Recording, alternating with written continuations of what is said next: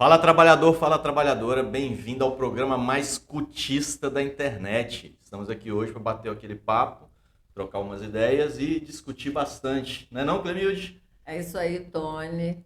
A gente está aqui hoje com a nossa eterna secretária de Assistência Social de Vitória, Ana Petroneto.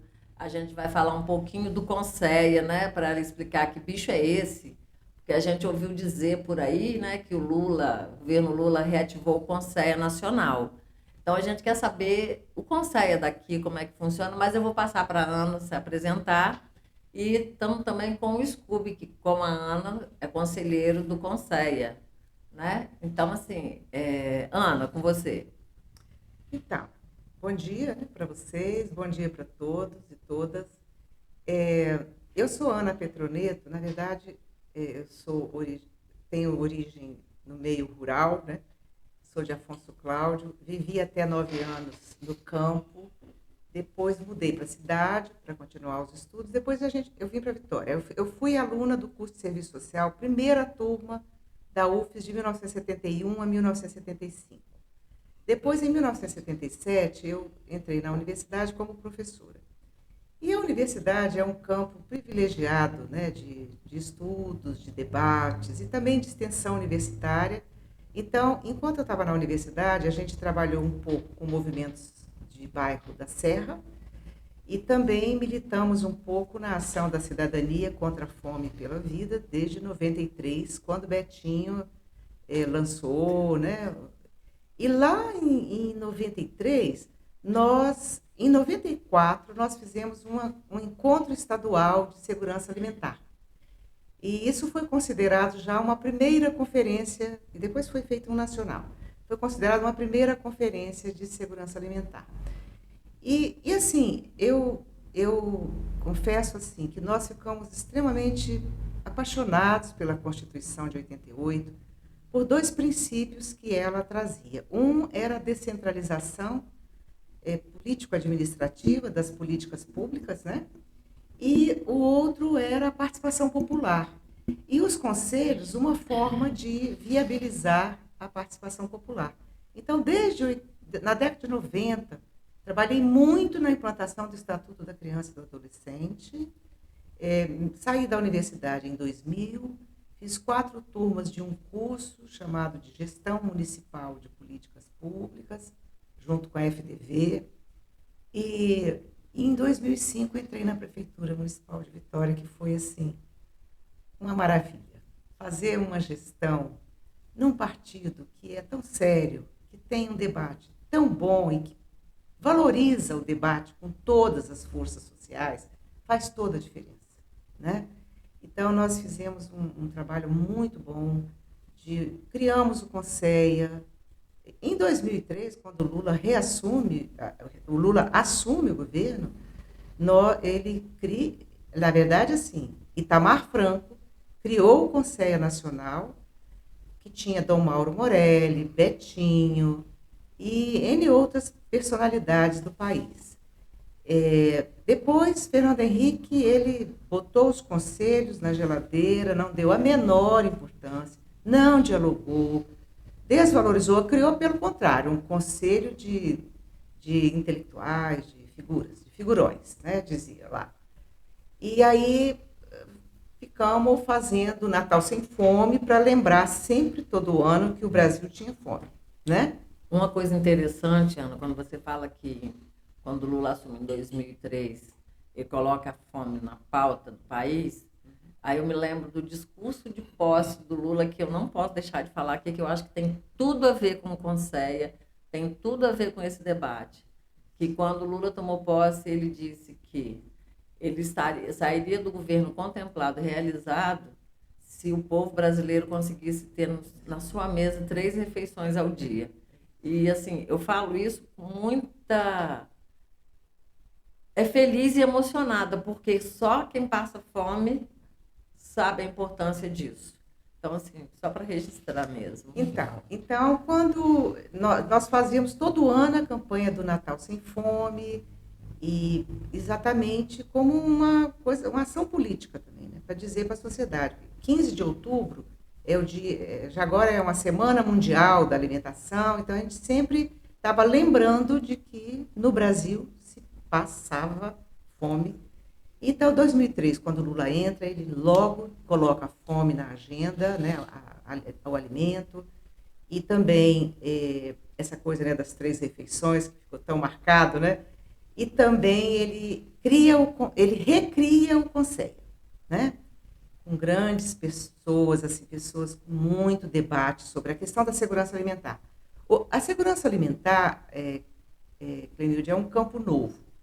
E depois eu vou dizer que temas a segurança alimentar coloca.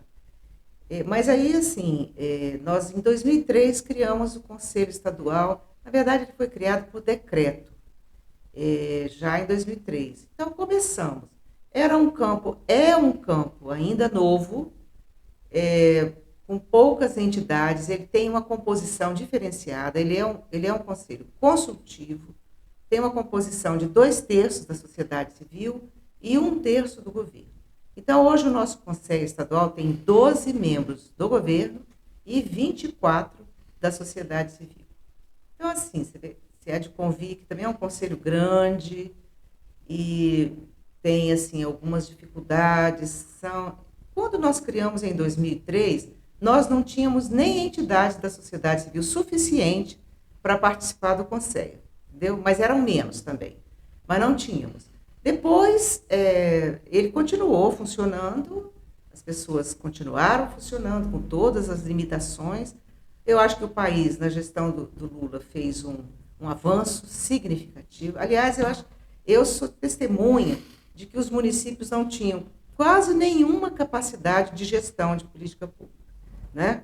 Inclusive, na época que a gente estava implantando o Estatuto, na década de 90, às vezes os conselheiros vinham e diziam assim, vinham a reuniões que a universidade, a gente fez um trabalho na universidade, e aí eles vinham e diziam assim, o prefeito não pode nem ouvir falar em sociedade civil.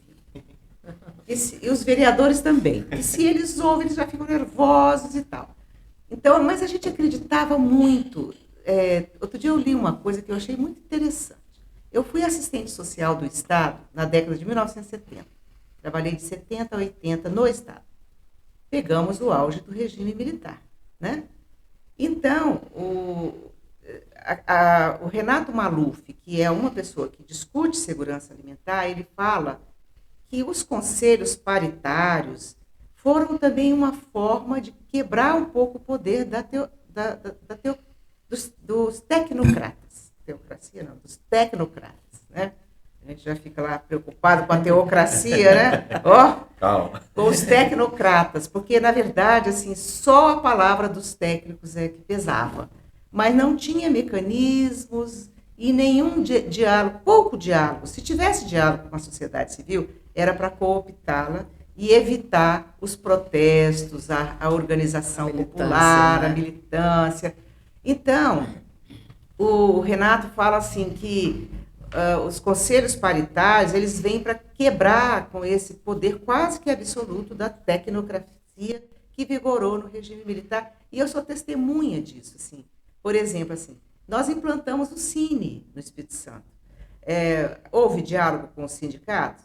Não me lembro de ter tido um diálogo com os sindicatos. Só depois, com a redemocratização, com o avanço, com a Constituição, com todo o avanço feito na década de 80, aí sim, né? Passou. E aí os conselhos têm essa também especificidade. Ter o diálogo com a sociedade civil. Por que é 2/3 do Conselho de Segurança Alimentar? Porque se fala que grande parte das iniciativas vem da sociedade civil, solidárias, de enfrentamento à fome. Agora nós temos a bandeira de enfrentamento à fome e à sede, porque essa também é uma questão. É um novo petróleo, né? Porque assim, vai gerar guerras e vai gerar água. A nova riqueza, né? Nova que riqueza, todo mundo quer isso. comprar, inclusive... A nossa riqueza que nós mesmos não valorizamos muitas vezes, né? E é por isso que a gente é contra a privatização das empresas públicas, tipo a Cesan, né? Que está vindo forte esse debate agora, né? Eles estão vendo que o petróleo ele é uma energia não renovável Então eles estão querendo migrar para outra coisa. Desculpe, antes você precisava se apresentar, né? Quem é É. você, né? A gente está recebendo aqui também o Scooby, que é o conselheiro, que é conselheiro do Conselho também, vice-presidente do Sindifel, Sindicatos Ferroviários. E podcaster também. E tem um podcast do Scooby, né? Café com Café com Scooby. Scooby. Posso esquecer também o pessoal do Sintec também, né? E eu dizendo, olha, a gente é tanta coisa, Ana, que você não tem noção. Com certeza.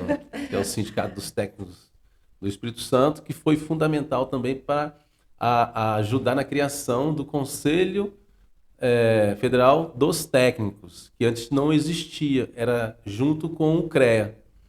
E agora, né, a partir de 2017, 2018, né, já passei dos 40 e aí começou a pesar. E aí foi criado o conselho para os técnicos. Então, os técnicos agora eles têm mais voz do que tinham antigamente. Então, assim, é importante lembrar do Sintec, que foi uma peça fundamental para ajudar na criação desse conselho. A minha preocupação em relação à água, ela já vem desde de algum período. Por quê? Porque você vê, por exemplo, os países árabes, eles sabem que é uma energia não renovável e já estão criando outros meios de sustentação do seu território, né, da sua nação, com políticas de turismo. Aí você vê lá, eles fazem ilhas artificiais, eles fazem Fórmula 1, levaram a Copa do Mundo, né, que teve uma exploração do trabalhador lá muito grande, mas isso é um outro assunto. Mas do lado de cá, o que eles estão fazendo? Eles estão querendo privatizar os recursos naturais, que já estão privatizaram a Vale, por aí vai, mas agora eles estão querendo a água. E nesse contexto, você tem o quê?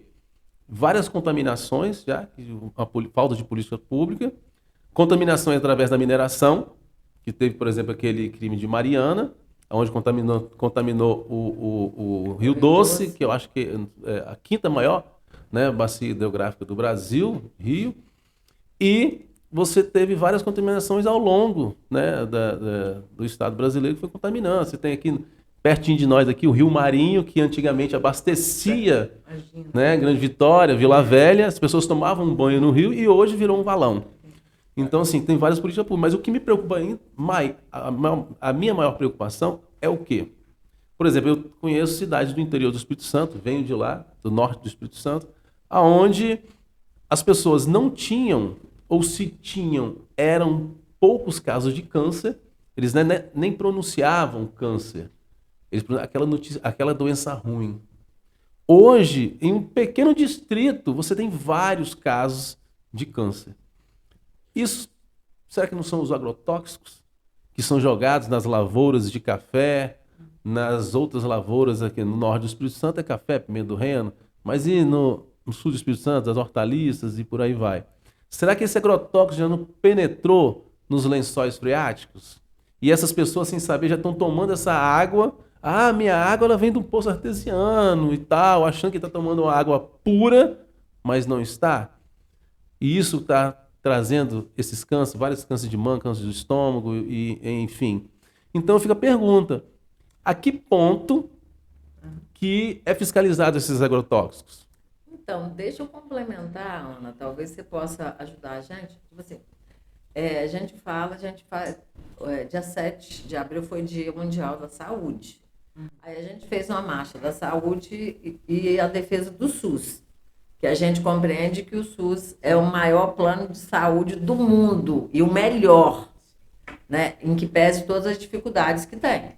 Independente disso, mas ainda é o melhor, porque ele é universal, depois da Constituição de 88. A gente sabe por bem isso disso. É objeto de tanto desejo. Exatamente. E aí, por isso que hoje a gente vê aí as OCIPs, OS, fundações, né, que na verdade isso nada mais é, e eu falei isso, tem gente que fica chateado porque eu falo, mas eu não tenho problema com isso.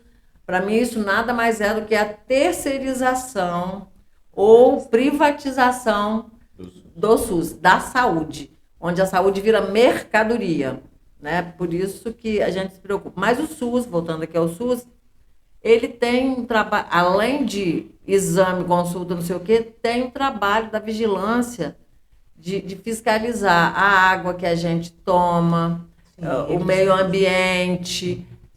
E aí isso diz para a gente o seguinte, que as políticas de segurança alimentar, de saúde, de assistência, são políticas que estão interrelacionadas. Eu até falei, tem uma intersetorialidade que a gente precisa, penso eu, precisa aprender a colocar em prática, a trabalhar. Todos os conselhos são instrumentos de controle social. E, para mim, isso é vida. Né? Se a gente não se apossar desses instrumentos, eu acho que está complicado. Então, assim, eu queria que você falasse um pouquinho sobre isso. Então, quando o Lula assume em 2003, ele logo recupera o Conselho Nacional e o Conselho, então, inicia toda uma discussão, avança na discussão, na conceituação da segurança alimentar, traz para o debate com temas muito importantes. Então, o tema do agrotóxico, né? Não é à toa que o ex-presidente acabou com o Conselho no primeiro dia. O primeiro ato foi extinguir o Conselho. Mas ele traz a questão dos agrotóxicos, ele traz a questão dos transgêneros, ele traz o Conselho, ele é um órgão de assessoramento, no caso do Conselho Federal, ele não é deliberativo, ele é consultivo, ele assessora. E ele, de fato, assessorou. No primeiro mandato lá com Itamar, municipalizou a merenda escolar, agora é alimentação escolar. E também depois tem na legislação que obriga que o município compre, o gestor da educação compre 30%, né, da agricultura familiar. Então, são avanços... sem agrotóxico, né? que são avanços importantes que vão sendo feitos, né? Por outro lado, o Conselho traz assim, os chamados grupos tradicionais, né, que têm uma cultura alimentar. Então, no caso, os quilombolas, os indígenas, aqui no Espírito Santo também os pomeranos, mas tem os catadores de diversas matérias, né, no Brasil inteiro. Então, o Brasil é rico de grupos tradicionais, né, que podem usar o seu saber tradicional, inclusive, para fazer a diferença, para gerar renda, né? Tem uma gastronomia própria, né? Então, também fala da cultura alimentar, que eu acho extremamente interessante, né? Qual é a cultura alimentar do italiano? Eu vim de lá, então era comer polenta, queijo, tomar leite, né? Era a nossa cultura, comer um macarrão, uma massa, era a nossa cultura alimentar. O ravioli. Ravioli. Inclusive, o ravioli gera tanta renda por aí afora, né? Porque as pessoas produzem, né? A nossa alimentação aqui no Espírito Santo, ela é uma mistura, né? Comida indígena, comida mediterrânea, né? Que faz isso tudo. Mas, né? A cultura alimentar, ela pode ser um fator de desenvolvimento local, né? Enfim. E também trouxe a questão da intersetorialidade. Eles falavam muito isso, Clemilde, assim, a segurança alimentar é uma política intersetorial. Ela está na saúde, está na assistência, está na cultura, está no turismo, está na agricultura. Bom, então, em função disso, tem 12 representantes governamentais que são gestores de políticas públicas. São essas, saúde, educação. A educação tem o programa da alimentação escolar. A saúde tem o CISVAN, que ele monitora a vigilância alimentar e nutricional, e outras coisas. Também tem, assim, os grupos que têm determinadas enfermidades, assim, né? Eles precisam, às vezes, de uma dieta especial, né? Então, isso tem aparecido muito. Bom, e aí o Conselho é o espaço de debate dessas questões e de recomendações. Ele faz de tempos em tempos. Esse ano terá a conferência estadual, após as conferências dos municípios, né? Eles chamam até de um processo conferencial, que começa lá no município e depois vem para a estadual e depois vamos para a nacional. E dali, assim, o debate é riquíssimo com todas as regiões do Brasil. Bom, O nosso conselho, então, eu diria assim, se o governo dialoga, está aberto ao diálogo, o conselho cresce, a sociedade cresce. Eu vivi isso em Vitória. O nosso debate com a sociedade civil na gestão de 2005 a 2012, que foi de João Posse, ela tinha essa preocupação de promover o debate com a sociedade, esclarecer, chegar lá, conversar, né? Lembro do orçamento participativo, como era trabalhoso, mas, vamos dizer, na verdade, Clemilde, quando você falou assim, o conselho é um espaço de controle social, porque na ditadura o Estado controlava a sociedade. Na democracia, a sociedade controla o Estado. Mas, assim, é sobretudo um espaço de ampliação da democracia, chamada até da democracia participativa. Porque a democracia representativa, ela também envelhece, não dá conta, enfim, e ela tem que se abastecer no diálogo com a sociedade civil, com os conselhos. Esse foi um debate teórico, colocado lá nos anos...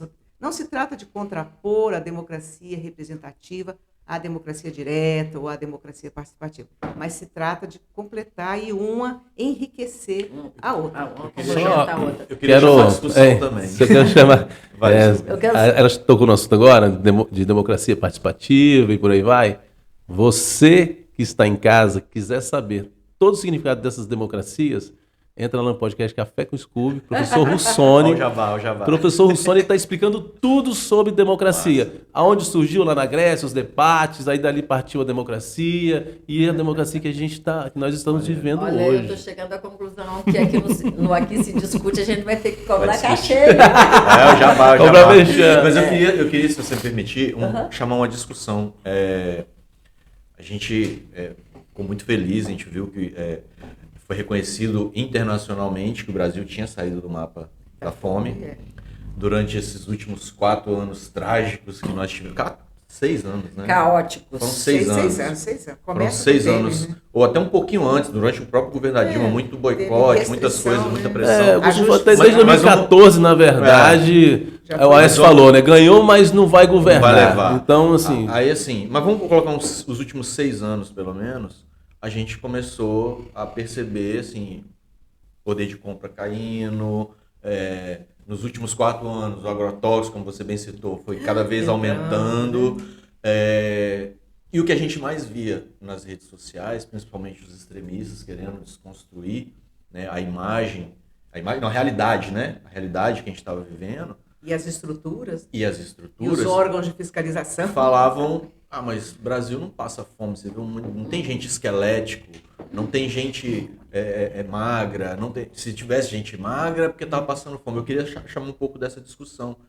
Quando se fala muito sobre, não é fome, risco alimentar, não, Insegurança alimentar, isso, surgiu a palavra. A insegurança alimentar. E eu vi recentemente até um pessoal comentando assim, não é porque você está comendo um prato cheio que você está se nutrindo, né? Você pode estar até se intoxicando. Eles já falam em nutricídio, que é uma alimentação inadequada. Eu queria que vocês trouxessem. Mas quando aquele traste falou que ninguém no Brasil passa fome, não quero falar o nome dele que passou. Foram vários, não foi só um. Isso. Ele falou o seguinte, ele quis dizer o seguinte, tem um cara passa chupa uma manga. Sacanagem. Compra uma carambola. Ele quis dizer que não tem ninguém no Brasil que passa fome porque passa, vê uma manga e chupa. Aí vai naquele debate que você falou. Então, insegurança alimentar. Não é isso, você passa lá chupar uma manga que você está matando sua fome. Na verdade, eles introduziram segurança alimentar e nutricional. Então, o conceito de segurança que está na Lei 11.346 é o seguinte, a segurança alimentar é a garantia do acesso ao alimento em quantidade, em qualidade, com regularidade. As pessoas almoçam, tomam café, almoçam, jantam, fazem aquelas refeições todas. Então, e assim, com alimentos produzidos em condições sustentáveis, sem abrir mão dos outros direitos, entendeu? Então, assim, eu achei muito importante quando eles falaram regularidade, porque às vezes quem gosta de fazer campanha de alimento acha que as pessoas só comem uma vez por dia. A minha mãe dizia que angu de um dia não engorda cachorro. É verdade. Sabe? É verdade, né? É terrível, né? Então, por isso se introduziu o conceito também de nutricional. Eu queria fazer uma rápida exposição assim. Em 1990, Suplicy traz para o Brasil a ideia da renda mínima, que já era uma coisa normal na Europa. Aliás, na Inglaterra, se faz a complementação do salário do trabalhador desde 1800. E isso é direito, isso não é benesse, não é caridade. Se bem que a igreja, vamos dizer, está recolocando a questão da caridade, mas precisa reconceituar como um direito. E não como eu tenho, né? Não no senso comum que está aí na mentalidade popular. Então, naquela década de 90, muitas iniciativas municipais de transferência de renda, acesso à renda, foram feitas. Vários municípios de São Paulo fizeram. Fernando Henrique fez um bolsa lá. O pessoal dizia que o Fernando Henrique era um governo canguru, porque tinha muitas bolsas. Bolsa Saúde, Bolsa Vale Gás, Bolsa tal. E o Cristóvão Buarque fez o Bolsa Escola lá em Brasília. E aí, quer dizer, nós fomos acumulando discussões sobre as bolsas. Quando Lula entra, faz-se o Bolsa Família, que já vinha sendo discutido, inclusive, nas conferências da criança. O pessoal dizia o seguinte: o que adianta você proteger a criança se você não garante direitos de cidadania às famílias? E o Brasil nunca teve uma política de apoio às famílias. Por isso se tinha tantos abrigos, viu, Clemilde? Por isso se tinha tantos orfanatos. Por isso o Brasil teve uma roda dos expostos, onde as famílias, para terem seus filhos protegidos, elas eram obrigadas a abandonar os seus filhos lá na roda dos expostos. Então, o Brasil tem essa tradição que a gente tem que virar essa página, recriar, repensar. E, para mim, a transferência de renda ela é fundamental. E nós, durante todo o governo, na prefeitura, a gente fez assim, a defesa da transferência de renda. Né? Essa é uma bolsa esmola. Como você falou, para quem come todo dia, acha que uma vez só é suficiente. E não é. É preciso comer todos os dias, é preciso ter renda. Porque eu falo assim, se você não tem trabalho, se você está muito precarizado no trabalho, com subsalários, né, você precisa do complemento da renda para você poder garantir. Aí, às vezes, eu tinha um professor que dizia assim, quando te perguntarem quanto custa fazer uma política social, você faz a pergunta de volta. Quanto custa não fazer? Outro dia, eu estava achando, eu achei muito interessante que ontem eu vi uma fala do governador do Rio, Leonel Brizola. Ele dizia que todo mundo questiona o preço da educação, mas o que causa prejuízo mesmo é a ignorância. E nós estamos vendo, né? E nós estamos vendo. A gente é prova viva disso. Ana, deixa eu te falar. Só complementar uma parte que ela falou, em relação à falta de alimentação para as crianças e tal. Eu quero tocar no assunto seguinte. Se ouve muito hoje sobre meritocracia. Né? As pessoas vão lá e por mérito próprio, quem se esforçar mais vai chegar lá e vai ter o grande prêmio. Primeiro, que o prêmio não é para todos. Você pode se esforçar e chegar lá e você não vai ter. Fato. Agora, como que você pega uma meritocracia em um país onde você tem pessoas que se alimentam muito bem e pessoas que se alimentam muito mal?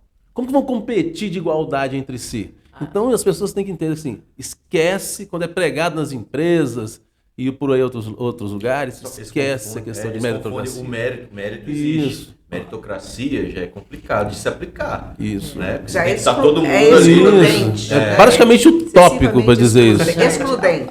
Entendeu? Prova disso, escuta. Se a gente pegar as universidades federais, quantas pessoas acessavam a universidade antes de 2003? Qual era a cor da pele de quem entrava na universidade até 2003? Essa é uma pergunta que a gente precisa refletir sobre ela quando a gente falar de meritocracia, porque não existe a igualdade de oportunidade, sabe? E outra coisa, as pessoas que acessavam, Ana, universidade é que tinha uma condição Uhum. financeira melhor, né, para manter, porque também porque é público, mas não é de graça, né? Você veio do interior, você Pagar sabe passagem, isso, se comprar alimentar, livro, comprar tirar livro. xerox, É isso tirar aí. cópia. Então, assim, essa é uma coisa. Uma outra coisa, Ana, que eu quero, na sua fala, quando você falou dos abrigos, e uma coisa que me assusta profundamente e me entristece, é porque eu trabalhei nos dois lugares, né? Eu trabalhei no abrigo para a população em situação de rua, que foi quando o Vitor Boas saiu e já deixou engatilhado. No governo do Paulo Artung, eu fui a primeira plantonista do abrigo para a população em situação de rua. Primeira noite dormiram 7 pessoas. E até hoje eu me lembro quais foram as pessoas que dormiram. E, assim, você vê a situação quando as pessoas já perdem o vínculo com casa, com família. E tinha uma política de tentar readaptar essas pessoas às suas famílias. Retomar. Vínculos. E retomar os vínculos. E aí, e alguns se conseguiu, né? Quer dizer, você conseguiu todo mundo? Não. Mas para aquele que você conseguiu, fez uma diferença enorme. E o albergue, né, que recepciona os migrantes e tenta, né, acertar. Era do Estado. Não. E depois municipalizou. Não, municipalizou. Eu trabalhei fui do nele. Estado. Isso, eu trabalhei Era municipalizado já. porque, na verdade, o Geisel fez um programa de atenção ao migrante. Foi naquele momento da grande urbanização, da Grande Vitória, e também muitas famílias do Espírito Santo iam para Rondônia. Né? Isso, porque tinha foi. terra, não sei o que, ia receber. Uma fronteira agrícola. Então, ainda, assim, essa coisa mexe muito comigo ainda, porque eu aprendi muito, muito, muito, muito nessa convivência. Nessa convivência. Aí você descobre, por exemplo, que você não tem problema nenhum na vida. Você não tem problema nenhum na vida se comparado com aquilo que você está vendo ali. Então, eu penso, desculpa, quando a gente volta para o mapa da fome, Tony, é porque os governos, eles não, principalmente nos últimos 6 anos, não quer cuidar de pessoas. Ele não vê o cidadão como um sujeito de direitos, né? É só uma camada que ele acha que precisa ter os privilégios. Governos neoliberais. Os governos ultra-neoliberais. Exatamente. Entendeu? Então, assim, sim. Quando a gente tipo consegue... que tivemos no passado. Exatamente. Quando a gente tem um governo que diz que no país não tem fome, sendo que a gente é chamado de celeiro do mundo, né? Só para fazer esse destaque, né? Como é que um país retoma o mapa da fome depois de todo o trabalho que o governo Lula teve e conseguiu tirar, né, o país do mapa da fome e retomar? Você viu como esse governo quis destruir a soberania nacional, vendendo tudo que a gente tinha, inclusive a vida das pessoas. E para finalizar, negacionista, né? Ainda veio a pandemia, que aí todo mundo fala, não, ficou ruim por conta da pandemia. Não é verdade. Na minha compreensão, a pandemia potencializou uma situação que já estava ruim. E aí vem o negacionismo, a falta da aquisição da vacina, que foi consequência desse negacionismo, e o tanto de morte que a gente teve. Então, falar de fome e ouvir, Ana, para finalizar, um Rafael fazer uma entrevista no Bom Dia Espírito Santo, pedindo às famílias para quando jogar alimento no lixo, colocar em sacolas plásticas para não misturar com lixo de banheiro, porque mesmo que esteja estragado, porque eles abrem aquele saco e eles fazem a apneia alimentar, porque para eles, ele finaliza a matéria dizendo que para eles já foi tirado o prazer, o direito de sentir o prazer no comer. Eles precisam colocar aquilo, mesmo que estragado, no organismo, porque eles precisam não morrer de fome. Então, assim, isso não é pouca coisa, sabe? Então, quando a gente fala do Conceia, a gente tem uma esperança de que esse conselho de assessoramento seja ouvido pelo governo, inclusive o governo estadual. Porque a gente quer saber, aí essa é a minha pergunta. Como é que é feita essa interface do Conceia com o governo do Estado? Vocês são atendidos, são ouvidos? Que suporte vocês têm para fazer essa militância no Conselho? Então, no Conselho eu sou suplente, mas eu busco estar sempre junto para ajudar na construção, né? Entendemos que o Conselho é uma construção. Agora, se o governo não ouve, não dialoga, não respeita as instâncias, porque assim, onde que se faz a intersetorialidade? Num mecanismo chamado CAISAN, Câmara Intersetorial de Segurança Alimentar e Nutricional. Então, assim, quando não se respeita as instâncias, né? O Conselho, a CAISAN, as conferências, ou até faz, mas depois que sai da conferência, esquece todas as propostas, né? Por exemplo, a gente falava, você fala do agrotóxico, a gente viu lá, o agrotóxico, a semente crioula, o que é isso? O que é isso, a semente crioula? Sabe? E onde existe isso? Iniciativas que... Outro dia eu vi que na Bahia foi feito, até pelo movimento dos pequenos agricultores, né? Que houve um festival de semente crioula, que é aquela semente que não é transgênica, né? A natural, assim, né? Então, o governo do Estado, olha, Clemilde, primeiro, os representantes governamentais, com exceção, tem os que vão, mas tem os que não vão, nunca estão presentes. Eu acho que a Secretaria de Agricultura não tem representante até hoje. A Secretaria de Saúde tem uma representante que não vai. A Secretaria da Educação, a nossa... Tem N fatores. O governo não dialoga. Se o seu representante vai e, de repente... Porque, assim, o papel da sociedade civil é trazer as demandas, aquilo que ela vivencia lá no seu cotidiano, observa lá no bairro, no território, né? Esse é o papel da sociedade civil, que também ela ouve das pessoas que militam naquela área, né? E aí, nesse aspecto, o Conselho até que está tentando, teve uma grande aproximação com essas comunidades tradicionais. Então, a gente tem lá pescadores mais artesanais, né? Temos uma população afrodescendente, tem representações. Mas o governo, ele não encaminha seus representantes. O Conselho não consegue preencher as 24 vagas com a sociedade civil de uma vez, porque também falta muito... Divulgação.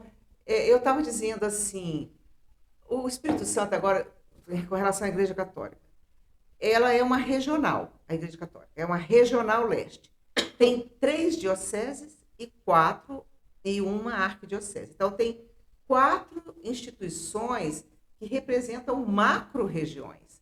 Então, todas essas dioceses e seu mecanismo social, que é a Caritas ou o vicariato, poderia ter uma representação, porque eles trazem lá de São Mateus e o norte. Inclusive, participam fazendo várias campanhas, porque na tem ação, foi o que salvou ação concreta, a população, né? É isso aí. Trazem de Colatina e a região ali do Rio Doce, trazem de Cachoeiro e trazem da Grande Vitória. Então, assim, falta isso, uma representação mais forte, mais firme. E aí, assim, a presença da CUT, que tem uma posição... Porque, às vezes, no Conselho, tem algumas entidades... E eu já fui do Conselho da Criança em 2000. A gente viu que a entidade que tinha convênio com o governo do Estado, ela ficava preocupada de falar algumas coisas e depois ter o convênio cortado. Entendeu? Então, um receio, né? Outras vezes você tem, no caso da sociedade civil, pessoas que ficam se eternizando, pulam de uma entidade para outra, porque toda a presidência do Conselho é da sociedade civil, tá? Não há alternância. Tá. A presidência é sempre da sociedade civil. Então, assim, eu digo, a entidade da sociedade civil, a representação da sociedade civil, ela traz a visão do mundo cotidiano das pessoas. O representante governamental, ele traz o dado da política pública, o dado dos usuários dos serviços. Por exemplo, nós nunca tive acesso ao que o Cisvan fala, ele nunca foi lá. Ele nunca disse. Como é que é? Ele mede, é um sistema de vigilância alimentar e nutricional. Mas ele não foi. Aí eu perguntei, há tempos atrás, eu falei assim com a representante da educação, quantas refeições a SEDU, que ela gerencia parte da rede estadual, né? Quantas refeições ela faz por dia?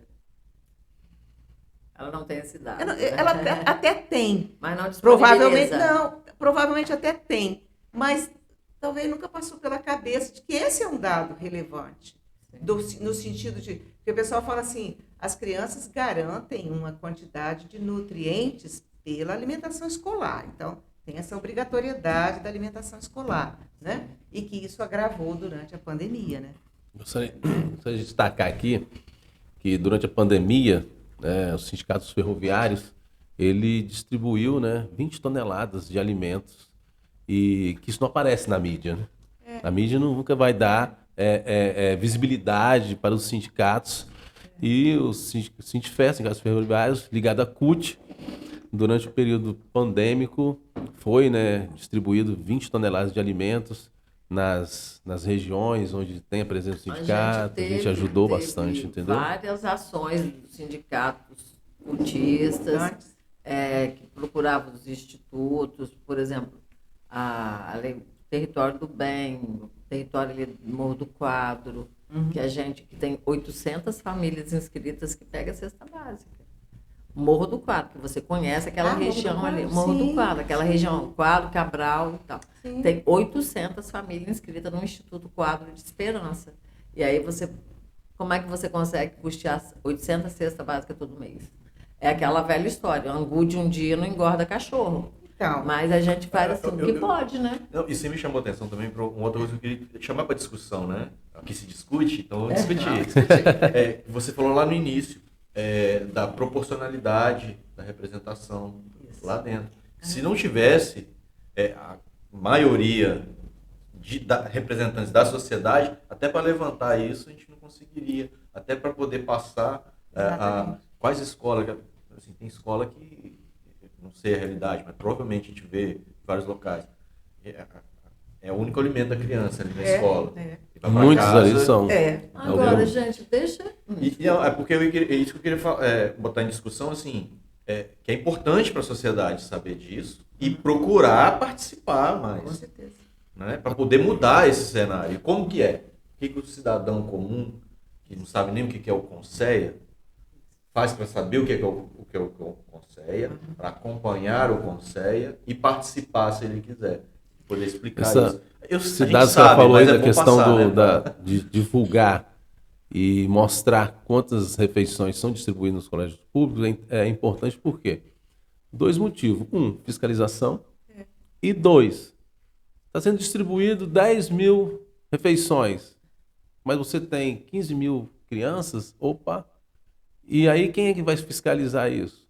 Até que ponto a gente sabe que o governo está direcionando esse dinheiro para lá, ou então deixando de enviar para lá, porque não mostra esses dados, e botando em outras áreas da visibilidade. Aparentemente. Até mesmo porque são vários órgãos cuidando da mesma coisa. Inclusive, né? É importantíssimo ter esses dados. O trabalhador e a trabalhadora, né?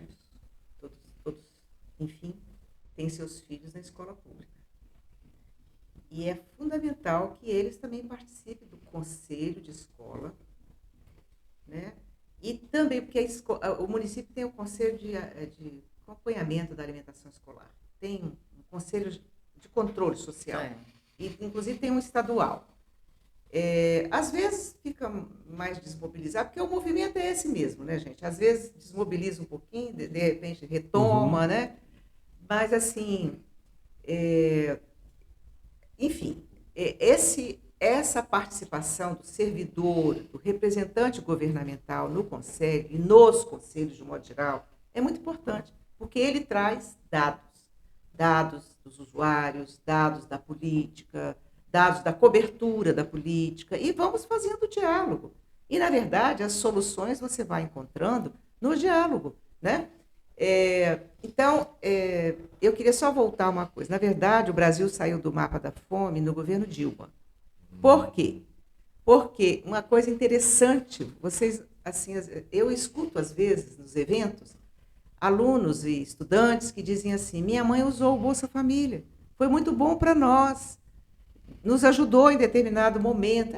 Isso é uma bolsa esmola. Não, para quem não tem nada, R$ 200 faz muita diferença.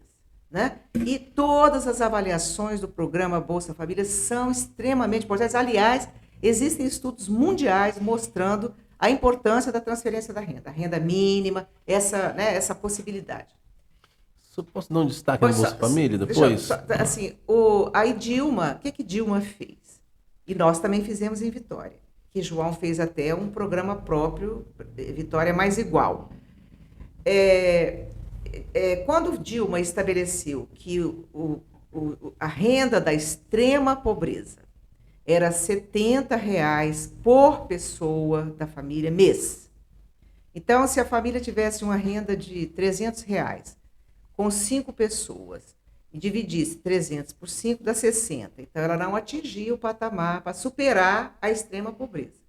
Então, Dilma, na verdade, ela constituiu um benefício chamado benefício de superação da extrema pobreza.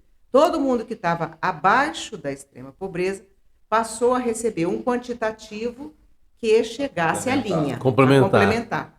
Então, aí o Brasil ficou com uma situação de 4,5% da população numa insegurança alimentar. Então, aí já era assim, o critério para sair do mapa da fome, né? Então, mas depois... Então, assim, na verdade, gente, é preciso ter claro, os empresários, às vezes, o mercado financeiro, ele quer avançar em cima do orçamento da União, é o que nós estamos vendo. Isso precisa ficar claro. E aí, então, o que faz? Desorganiza tudo, deixa os madeireiros cortar as madeiras, mata os índios, invade os grileiros, faz uma lei para os grileiros oficializarem, né? Legalizarem lá aquilo que eles invadiram, depois chama os outros de invasor, né? E aí os pobres querem demais, vão tirar os... Gente, assim, a intolerância das pessoas com a população em situação de rua é impressionante. E outro dia eu escutei um vídeo de uma associação de moradores de um bairro de renda alta. Também. Você ouviu também? Ouvi. Ficamos escandalizados, acho que estávamos lá na reunião. Fiquei triste. Ficamos escandalizados. Aí eu pensei o seguinte, olha, esse discurso de criminalização da pop de rua, de quase que demonização da população, de que ela é violenta, que ela é isso, que ela é aquilo. Não é verdade. Agora, isso prepara um caldo de cultura para o justiceiro ir lá de noite e matar. Entendeu? Mas, Ana, então, nesse país, infelizmente, há um discurso de criminalização da pobreza. Da pobreza, claro, com certeza. Aí a gente vê isso nas ações, nas periferias. E aí, o engraçado, aqui se discute, é muito bom, sabe? Porque uma coisa puxa a outra. Porque, olha só, nessa de criminalização da pobreza, a gente pega uma ação da PM em qualquer bairro, ou denúncia, cumprir mandado. Ou está tendo um atrito e tal. Engraçado, sempre desce de lá.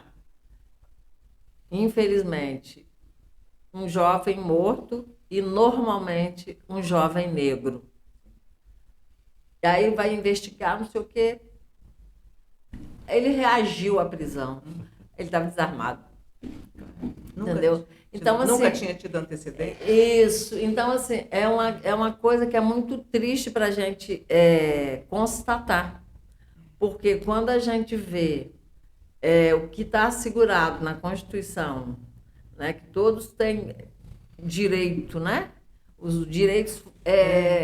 Dever do Estado, direito do cidadão. Exatamente. Essa era a chave da Constituição de 88, né? Mas todos são iguais perante a lei, mas não tão iguais assim, não. Uns são mais iguais que os outros. Então, infelizmente, quando a gente ouve um áudio daquele, da associação de moradores, da pessoa da associação de moradores, você vê que eles estão querendo, para mim, a grosso modo, isso é nazismo, é para fazer higienização, sabe? É para deixar de mostrar, Será que as pessoas não têm vergonha? Porque para mim é a palavra vergonha, Ana. Será que as pessoas não têm vergonha de ver as outras pessoas morrendo de fome e desperdiçar e ter uma atitude dessa? E o pior, infelizmente, é que às vezes muitas dessas pessoas se dizem cristãs. Lamentavelmente. Então, assim, é muito. Eu não sei que Cristo é esse que eles conheceram, mas esse Cristo eu não conheço. E não faço a menor questão de conhecer. Sabe? Porque o Cristo que eu conheço e que eu defendo, ele sempre defendeu a vida, ele sempre defendeu os pobres, os menos favorecidos, a partilha, né? Porque se você tem, se está sobrando para você, é porque está faltando para alguém, né? Então, peraí, vamos ver. Então, infelizmente, e é um debate gostoso de fazer. E o Tony estava falando aqui, e o Scooby pediu para falar, eu ia falar de uma coisa. Nós temos, nos quadros da CUT, uma federação que é filiada, que é FETIAIS. É a Federação da Alimentação. Aí essa federação... Mas é privada? Não. Dos trabalhadores, não, dos trabalhadores da alimentação. Dos trabalhadores da alimentação. Tá. Nessa federação está o Sim de Alimentação, que é lá de Vila Velha, está o Sim de Açúcar, que é do sul do estado, o Sintial, que é o Sindicato do Álcool. E dos atacadistas, Carnes tem? também, tá? Cid Massas? Não sei. Cid Massas? O Sintra Carnes. Enfim, eu estou falando da federação para dizer que a gente tem um ramo da alimentação filiado à CUT. Nós fizemos uma reunião com esse ramo, diante da campanha da fraternidade, né? A gente fez uma reunião com esse grupo que a gente quer pleitear uma vaga para uma representação no Conceia, para esse grupo, para a gente fazer um debate,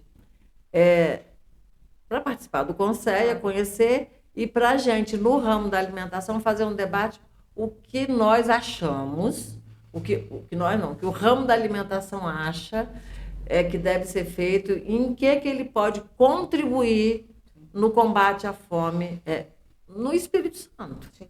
Vamos começar por nós. Acho que é muito interessante. Aí a gente fez uma conversa e aí eu vou procurar o Conceia, porque aí quando a gente fala, quando pergunta, o Scooby fez a pergunta, onde é que eu busco informação, até para a gente indicar os representantes, às vezes chega de última hora o edital, a convocação, e aí você fica... Entendeu? Então, assim, a gente está pensando ver isso para ver se contribui para fazer esse debate. Então, Clemilde, assim, é preciso estar dentro do Conselho também para questionar. O Conselho está com a legislação velha, meio desatualizada, há a proposta de fazer uma atualização dessa legislação. Mas, às vezes, se burocratiza muito a eleição, entendeu? Sim. E ela está muito segmentada. O ramo, por exemplo, trabalhos sociais de igreja, tem 2 vagas. Ensino superior ou ensino e pesquisa, tem 3 vagas. Aí então, estratifica muito, né? E dificulta a participação. Eu acho isso meio questionável, assim, entendeu? Eu acho que é preciso democratizar mais, botar menos exigências e democratizar mais. Aliás, eu queria dizer a você o seguinte, o presidente do Conceia do Rio Grande do Sul fez um vídeo, e até socializei, mais que eu pude, que eles vão defender que haja nos territórios, acho que eu falei, os pontos de segurança alimentar. Entendeu? E porque aí eu falo assim, aí você alcança lá na ponta, lá onde tem fome de fato, e o trabalho é mais baseado na solidariedade do que na institucionalização, né? Entendi. Ao passo que o município de Vitória fez um restaurante popular. O que fez o prefeito? O prefeito Luciano Rezende fechou, justificando que precisava fazer reforma. O atual prefeito entrou e não botou para funcionar. Vai deixar para funcionar no ano que vem, que é um ano eleitoral. Sabe? Aí eu falo, gente, esses caras, eles deviam responder pela deterioração do prédio e dos equipamentos. Quer dizer, ele vai gastar um outro dinheiro para fazer um outro restaurante popular. E aí ele dizia, sabe o quê? Que Se Vitória faz essas coisas, ela atrai os pobres para Vitória. Cara, Gente, olha só, eles não têm impressionante. noção. É de uma pobreza. Não, é de uma crueldade fenomenal. Aliás, não me estranha mesmo. Para quem Pobreza tirou, intelectual. para quem de tirou, para sensibilidade, quem acabou com a previdência dos servidores, quem taxou aposentado, nossa. entendeu? Em 14%, não me surpreende. O restaurante popular, ele alimentava 2.000 pessoas. muita gente não passou fome por conta daquele restaurante Eu popular. Muitos idosos aposentados que gastam, e aí eu estou falando daquela região De um ali. salário mínimo, Isso, né? que gastava o salário para pagar, para comprar os remédios que não tinha. Remédio, aluguel, muitas Isso. vezes. E aí ele E alimento de descia, qualidade. Qualidade. ele descia com toda a dificuldade do morro para vir almoçar no restaurante popular porque era R$1. Exatamente. Não Sabe? não só E, esses. enfim, Tem também aqueles aposentados ou trabalhadores Trabalhadores mais que pobres. vinham, né, gastam um dinheiro para poder andar no Transcol, então já tira esse dinheiro de dentro de casa, o alimento, para pagar a passagem de ida e de volta, aí vem para uma entrevista de emprego, alguma coisa assim, às vezes demora, ou vem para um hospital e às vezes demora, passa o dia inteiro sem se alimentar. E esse restaurante era possibilita isso. o que possibilitava exatamente. a essa Exatamente. pessoa. Eu vi acho que foi pastor. Não vou colocar aqui, mas eu tenho quase certeza. Uma pessoa falou o seguinte: que antes de você ajudar alguém, procura saber por que está naquela condição. Porque talvez está naquela condição por causa disso e disso e disso. Mas eu sei que a pessoa é cristã, se declara cristã. Ele é preguiçoso, não gosta de trabalhar. Aí É castigo eu de pensei Deus. o seguinte: Jesus, quando contou a parábola do bom samaritano, o bom samaritano chegou para ele aí: por que você está aí? O que você fez para merecer você estar aí? Não, ele, independentemente do que aconteceu, ele contou a história do cara que pegou lá e ajudou. Que é totalmente ao contrário do que essa pessoa falou. Ninguém fica sabendo por que o cara está ali em situação de rua e por aí vai, não. Tem que ajudar alguém sem olhar quem. É isso que tem que ser feito. Então, assim, eu vejo assim, que algumas coisas que os cristãos pregaram, Muito entre né, durante todo o período, hoje estão vindo com uma fala totalmente contrária, colocando, como é que fala? Fugiu a palavra Palavras agora? na boca de... Não, colocando assim, fugiu mesmo. Eu vou pegar lá de volta. Você lembra? Depois e você Colocando lembra. colocando condições para poder claro. ajudar os outros. Então, é muito comum, né? Viu? Peguei de assim, volta mesmo. Na verdade, o pessoal fala assim, a pobreza no Brasil é uma questão estrutural. Ela é tão de séculos, ela é secular. Ela gerou estruturas que mantêm essa situação, inclusive o preconceito. É pobre porque é preguiçoso, né? Isso é bem importante tocar no assunto, porque parte da classe empresarial, né? Não são todos, a principal reclamação deles em relação ao Bolsa Família é do porque isso impede eles de pagar miséria. Impede eles de pagar miséria. Porque a partir do momento que foi até uma discussão que teve um lugar e a pessoa reclamou que o valor de R$600 é muito, que não sei o que lá e tal. E aí eu, né, 3 filhos vai dar aí As pessoas vão querer ter filho para R$950, ganhar. R$950 e tal. Aí eu falei assim, olha, em ele trabalhar a semana toda, deixar os filhos sem alguém para cuidar, ou ter que colocar nas costas dos avós, das avós, para ganhar R$1.050 trabalhando, eu vou falar com você uma coisa.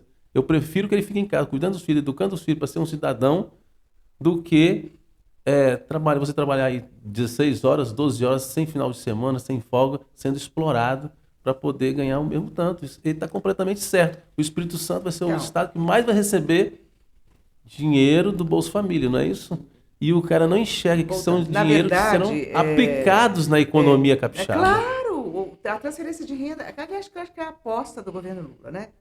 De movimentar os mercados Isso. locais e, a partir dali, a preocupação com o mercado interno, dinamizar a economia local, estabilizar, gerar mais procura e, portanto, mais produção, Isso aí, já mais há emprego. isso. Então, eu acho que há uma aposta de que isso Eles não conseguem enxergar É um isso. círculo virtuoso, né? pode não ser suficiente, mas é também uma condição necessária, né? Sim. Eu voltando, assim, há muitos preconceitos, viu, gente? E os preconceitos, eles têm um papel político, que é de reproduzir eternamente a situação de pobreza, né?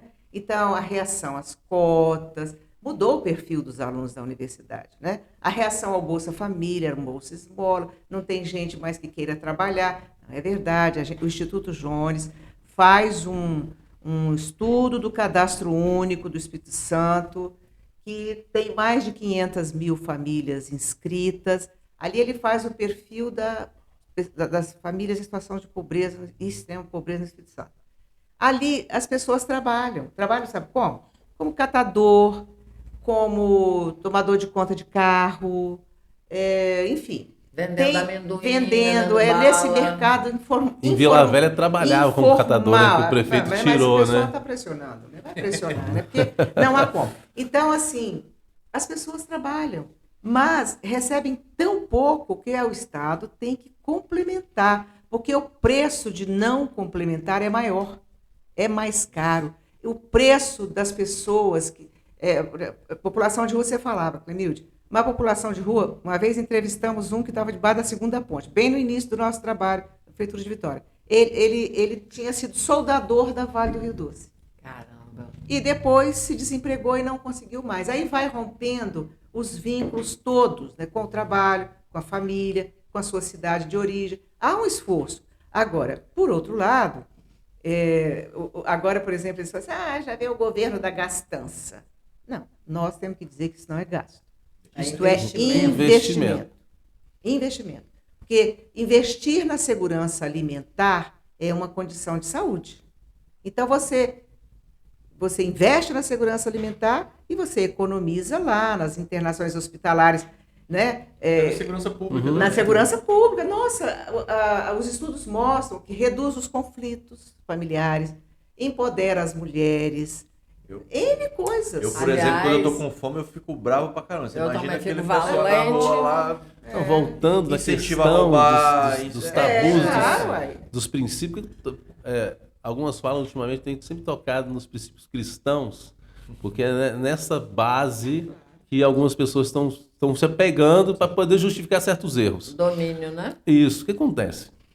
Você falou aí de segurança. O próprio Jesus, quando pregava para as multidões, ele distribuía alimentos. Multiplicou. Gratuito. Comunista. Gratuito. Que fique bem claro. Gratuito. Não cobrava. A vara de pesca. Por O quê? pessoal fala. Porque ele sabia que uma pessoa com fome, entendeu? Eu Não gosto. absorveria todo o ensinamento que ele estava dando naquele momento. Mas trazendo para o mundo da política pública, eu li um livro em que o autor ele analisa as políticas de transferência de renda mínima do mundo, as várias. Aí quando eu cheguei no final do livro, eu falei, gente, quando você divide, você multiplica. Impressionante, é isso, É né? isso aí. Quando você distribui, você multiplica. Gente, o problema, Nossa. Dividir pra o multiplicar. Tony falou aqui não compra alimento, compra da vara de pescar. né? Pelo amor de Deus. Aí eu acho muito engraçado Pelo amor de isso. Deus. Eu acho muito engraçado brincando, isso. gente, Não. Sarcasmo. Eu falava justamente isso ontem lá na nossa... Ele Fala, lembrou aqui, fala. ele lembrou da Mas eu quero vara. falar disso. Aí eu me lembrei, e aí eu fiz essa fala com uma pessoa, ela ficou meio... Na verdade, eu fiz isso na minha faculdade, eu fiz a defesa, né? Do Bolsa Família, à época. Aham. Então, tudo bem. A gente quer que os filhos dos trabalhadores estudem, trabalhem, mas sem comer. O problema é que as pessoas acham que a fome, você fica com fome, mas você continua funcionando. Como é que você vai cobrar? Nem a máquina. Exatamente. Nem você precisa colocar um celular, se você não colocar para carregar, ele não funciona. Então, como é que uma pessoa com fome vai assimilar alguma coisa? Mas essa é a alegação deles. Eles Pois falam é, assim, não, ele vai ter fome todo dia, você tem que dar... É essa É uma ignorância, discussão é essa muito pobre. ignorância Eu que quero eu não falar sobre aguento em relação a isso. Porque é muito fácil, você não tá... É a mesma coisa. Eu... Não sei se isso é ignorância, isso é ideologia, né? É. Que as pessoas Não. acham, querem negar a ideologia, mas todo mundo tem uma, né? Pois é, mas eles querem nos fazer crer Ah, exatamente isso que você falou. Que, tá vendo? ó, Não come Isso é porque uma ideologia de preguiçoso. classe. Isso. Ontem, Entendeu? Então, assim, gente, eu penso que a gente pode fazer muito quando a gente leva esse debate. Acho que a gente precisa, Ana, fazer, sei lá, convocar, convidar um seminário no mundo do trabalho para fazer esse debate. Tá? E aí fica aqui o convite, a gente vai tentar articular isso, fica o convite para você, para falar um pouco disso. Tá. Você e o próprio Conselho. Tá. E outras Pra pessoas gente- também. Isso. E eu quero te dizer uma coisa: com essas mudanças no mundo do trabalho e a precarização que vem ocorrendo, né? O achatamento. Aliás, interessante. Alguns estudiosos da pobreza no Brasil falam isso, que o Brasil sempre teve empregos precários, né? Salários ruins e pouca qualificação profissional. Isso é da nossa tradição Por que brasileira. será, né? Por que será, né? Brasil colônia, Brasil império, uma república, primeira república, a república dos oligarcas do café. Então, assim, é exatamente, na verdade, as pessoas falam assim, há um pouco desenvolvimento econômico, assim, social, porque há um precário desenvolvimento político. Querem sempre fazer crer que os pobres são ignorantes, preguiçosos. Então, eu falo assim, olha, eu não aguento mais ouvir essa história. Não, ao invés de dar o peixe, Ensina a pescar. ensina a pescar. Aham. Aí a gente fala o seguinte, todos esses movimentos têm que ser feitos. Todos. O que seria de mim se eu não tivesse tido acesso a uma escola pública no meu tempo, na minha infância? Não teria ficado lá, sei lá, onde eu estava. Mas, assim, é importante a política pública proteger, amparar os trabalhadores empobrecidos e aqueles que já cortaram até mesmo o vínculo com o mercado de trabalho, para que, assim, ele tenha um mínimo de autonomia e vida, dignidade, para ele poder ir buscar alternativas. Ouvi de muitas mulheres falarem isso na prefeitura. Elas falavam, a gente fazia os encontros, né? Elas davam depoimento, elas falavam assim, quando eu passei a receber o Bolsa Família, eu diminuí minhas faxinas, porque então eu pude fazer outra coisa para mim. Eu pude estudar. Tem muitos estudos que falam isso, né? A moralidade do gasto. Eles não gastam com coisas desnecessárias. Eles compram a comida. Tem um estudo brilhante lá do Nordeste, que os comerciantes já tinham o esquema. Às vezes uma mulher, para completar, ela dividia o macarrão, o comerciante dividia em um pedaço, cobrar, para poder dar, para garantir o acesso ao alimento. Então tem experiências fantásticas que realmente... Mas o Brasil é isso, a punição da pobreza, a criminalização da pobreza, que resulta num puta encarceramento. O que a gente pode pensar disso? O encarceramento no Brasil, que... aí é que o pessoal fala, o encarceramento, ele torna o homem pobre, mais pobre, e violento muitas vezes, eu acho, né? Porque ele também ali está naquele clima, ligado às facções criminosas, que são dados já da realidade, mas também ele empobrece a família, o encarceramento, e o território. Entendeu? E forma bandidos, e forma, né, a Eles da escola, criminalidade, né? eles ali para se proteger, às vezes eles são obrigados, isso já está provado, Sim, né? sim. Amplia, Escolher as facções, que Pra depois sobreviver também, obriga né? ele a vender droga aqui fora. Ontem, inclusive, gente, o debate sobre a droga ontem no Congresso, com a Comissão de Segurança Pública, eu falei assim, mas por que delegado tem tanto voto, né? As pessoas gostam tanto de delegado, de policiais, de cabo, de sargento, de coronel, de general, pelo amor de Deus, há um encantamento com a... Enfim, mas assim, foi medonho, e a gente fala, gente, é preciso debater a questão das drogas. Nós não estamos... Aí o O cara que estava lá acusou porque o ministro de que ele estava fazendo As pessoas confundem debate apologia no assunto ao crime. a já liberação.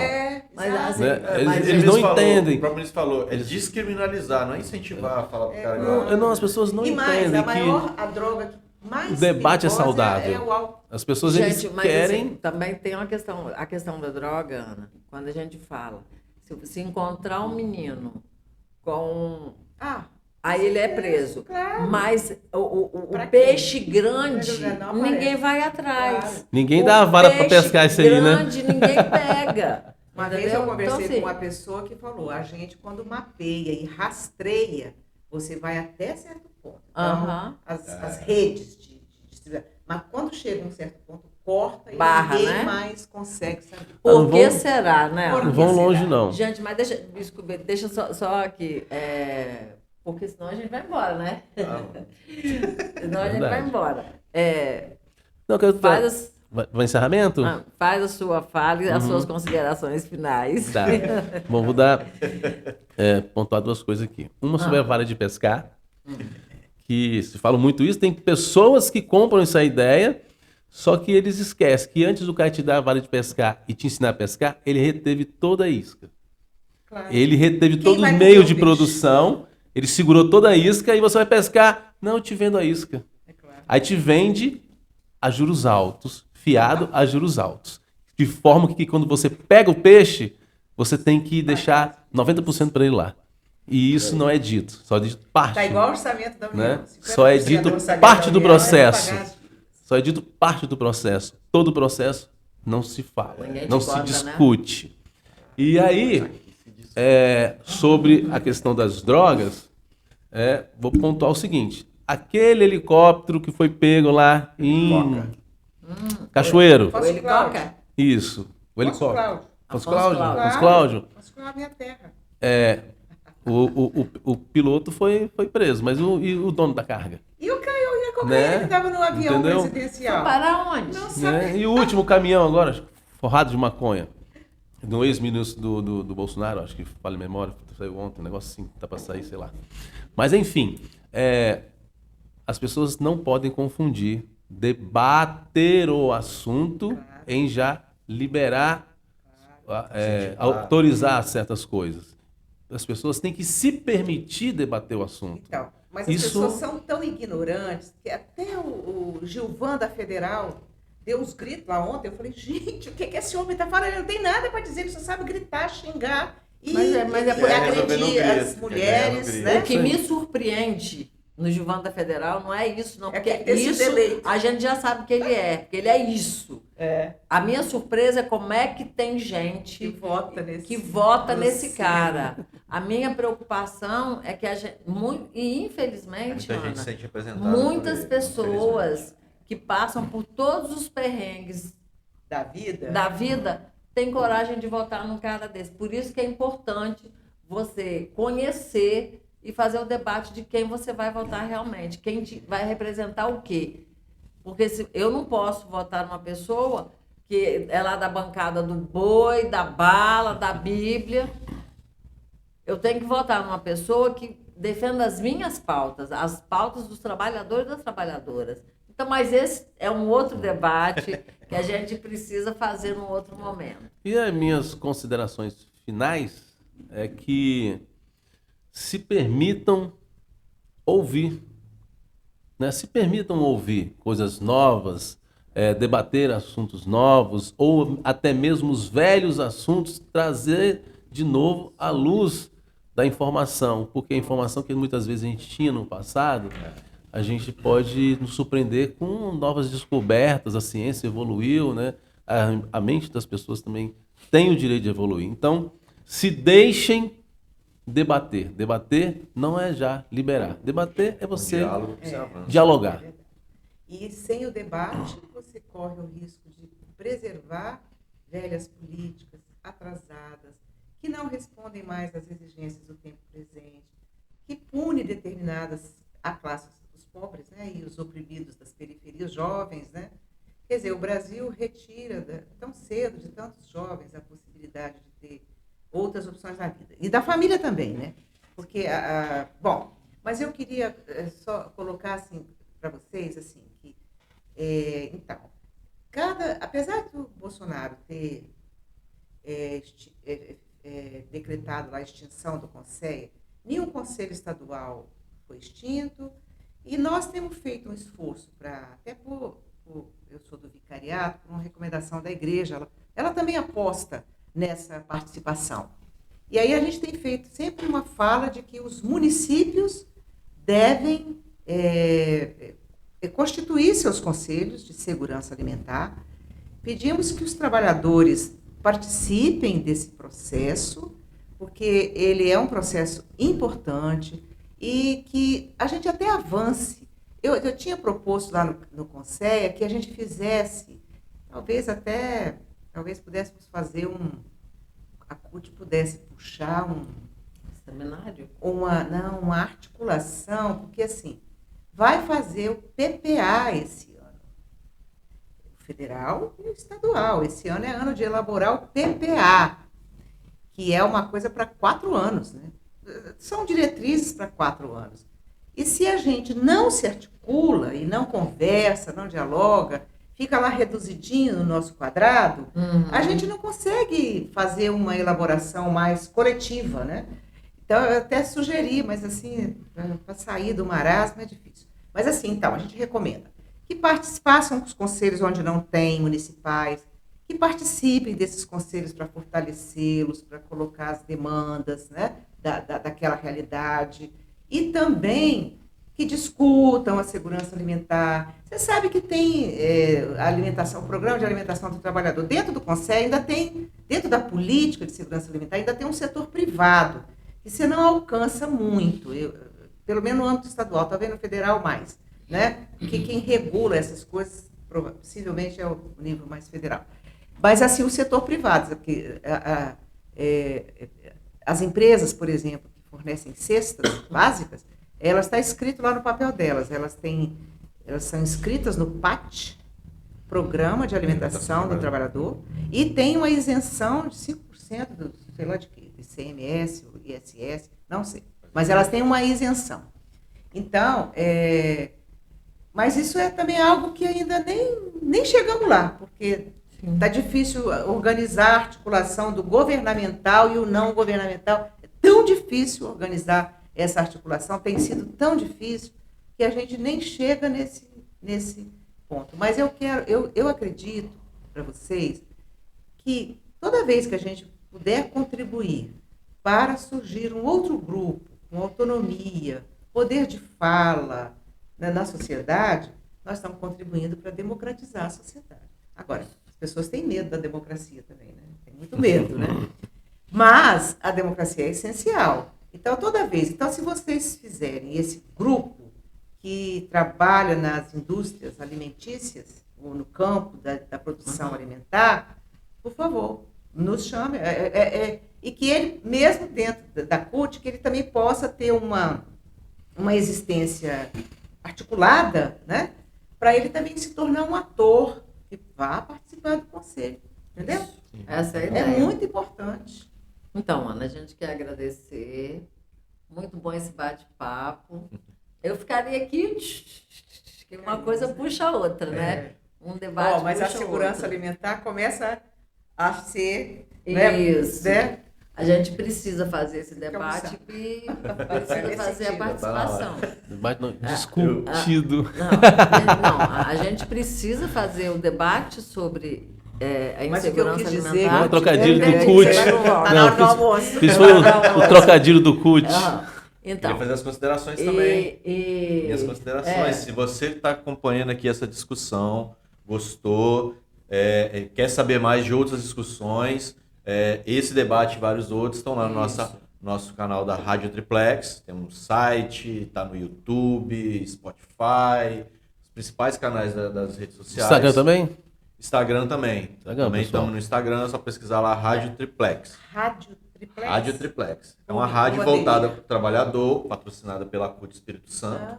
E por isso que eu falei que esse aqui é o programa mais cutista que nós temos nas redes sociais, na internet. Então, se você curtiu, está gostando, está acompanhando, quer saber mais outras discussões, Vai lá na nossa rede Então, social. nesse sentido, eu acho até que muito interessante que vocês também pudessem chamar essa questão do agrotóxico, que pudesse chamar alguém que discuta a concentração ou a desconcentração da terra no Espírito Santo. Legal. A gente fez um próximo com a pessoal da saúde, porque discutiu o SUS. Foram várias discussões sobre o também SUS, bom, porque ele, foi o que a Clemente falou, ele engloba tudo, né? Não é Fizemos só o postinho de saúde perto da sua claro, casa. É o sistema. É o alimento que você É compra no uma- mercado, ele envolve tudo ali. Então a gente também E já além tem- de, assim, o SUS tem mais atribuições que a gente nem conhece. Sim. Isso aí. A gente já fez um com o Padre Kelder, inclusive, Ah, que também. falou sobre, é. Fake news. Fake news. fake news. Então, Ana, a gente quer agradecer e no início eu não falei, mas quando a gente pensou, na verdade, o projeto do Tony, a gente pensou em criar essa rádio, é exatamente para o mundo do trabalho não ficar falando só para dentro. A gente precisa falar para fora, precisa falar para a sociedade o que são os nossos anseios. Falar que o movimento da mulher, por exemplo, não é só feminismo, não é só para falar do feminismo, para falar do dia a dia, que também não deixa de ser, Sim. né? É de dizer que nós, mulheres, queremos ter para função igual, salário igual, né? Isso está se encaminhando porque o governo Lula, né? Mandou pro Decretou Congresso. agora, mandou para o Congresso. Então, assim, são debates que a gente precisa fazer e que não sai, às vezes, do nosso meio. Quando a gente fica falando só do movimento sindical. Então, a ideia do Aqui Se Discute é exatamente esse, entendeu? Então, a gente quer te agradecer. Se você quiser fazer alguma Não, consideração. eu não preciso agradecer, porque eu acho que isso é uma responsabilidade, né, da gente. Né? E eu parabenizo pela iniciativa, pelo mecanismo que vocês estão criando. Isso é importante demais. Nossa, se a gente tiver, assim, trabalhadores bem mais envolvidos, engajados, entendendo a importância da participação, a importância da democracia, porque é na democracia que a gente avança, que pode avançar no debate e nas medidas concretas, né? Então é isso, eu também agradeço o convite e parabéns para vocês, tá bom? Foi ótimo. Muito obrigada, Ana. Obrigada, Tony. Obrigada, Cauã. Suporte técnico. E Cauã está sempre aqui, dando suporte para a gente. E então, obrigada a todo mundo. Importante que a gente pense em outros temas, Porque aqui, porque aqui se se discute. Isso aí. Valeu. Tá bom? Muito bom.